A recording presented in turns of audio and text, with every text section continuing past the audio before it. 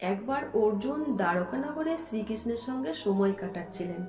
অর্জুন বেশ চিন্তিত, কারণ তিনি দেখছিলেন ধনী দরিদ্র নির্বিশেষে সবাই আরো বেশি সম্পদের পিছনে ছুটছে।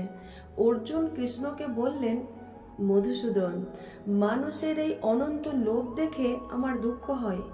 তারা শান্তি হারাচ্ছে, সম্পর্ক ভাঙছে, শুধু আরও চায়। এই চিন্তায় কেন এমন হয়? কেন সম্পদ মানুষকে মুক্তি না দিয়ে আটকে রাখে? কৃষ্ণ হেসে উত্তর দিলেন, পার্থ, উত্তর তোমায় দেব না, বরং চলো একটি খেলা দেখি। তারা দুজন সমুদ্রে শান্ত তীরে গেলেন। কৃষ্ণ তখন জাদু বলে একটি সাধারণ নুড়িকে একটি ঝকঝকে সোনার মুদ্রায় পরিণত করলেন। তারপর সেই মুদ্রাকে মুহূর্তে একটি বিশাল প্রায় 50 মণ ওজনের সোনার চাকতিতে রূপান্তরিত করলেন। চাকতিটি সূর্যের আলোয় ঝকঝক করছিল। কৃষ্ণ অর্জুনকে বললেন, এই না অর্জুন, এই পুরো সোনা তোমার, নিয়ে যাও।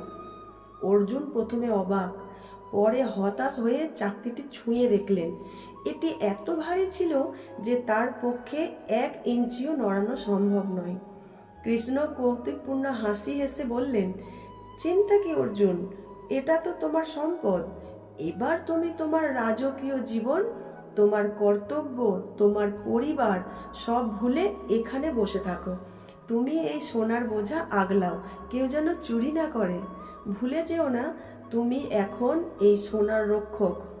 অর্জুন গভীর দুঃখে ডুবে গেলেন। তিনি দেখলেন এই বিশাল সম্পদ তার কোনো কাজে আসছে না।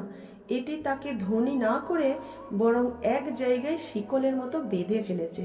তিনি মুক্ত হতে পারছেন না, অথচ এই সোনার জন্যই তাকে নিজের সব কর্তব্য ত্যাগ করতে হচ্ছে। সম্পদ তার আনন্দের কারণ না হয়ে এক অসহ্য যন্ত্রণা আর দুঃখের কারণ হলো। অর্জুনের মুখে হতাশা দেখে কৃষ্ণ মৃদু হাসলেন। কি হলো পার্থ, সম্পদ পেয়েও তুমি এত দুঃখিত কেন? অর্জুন কাতর কণ্ঠে বললেন, এই সম্পদ আমার নয় কৃষ্ণ, আমি এর দাস হয়ে গেছি। এই বোঝা আমি চাই না। কৃষ্ণ সঙ্গে সঙ্গে সোনার চাকতিটিকে ধুলোয় মিশিয়ে দিলেন। অর্জুনকে সাহায্য করে বললেন, পার্থ, এটাই লোভের আসল রূপ। যখন সম্পদ তোমার প্রয়োজন মেটানো ছেড়ে তোমার মনকে নিয়ন্ত্রণ করতে শুরু করে, তখন সম্পদ আর তোমার থাকে না, তুমি তার দাস হয়ে যাও। লোভের ফলই হলো এই ভার বহন করা। তাই সম্পদকে ব্যবহার করো, কিন্তু তাকে মাথায় তুলে রেখো না। অর্জুন তার ভুল বুঝতে পারলেন এবং মুক্তির আনন্দ অনুভব করলেন।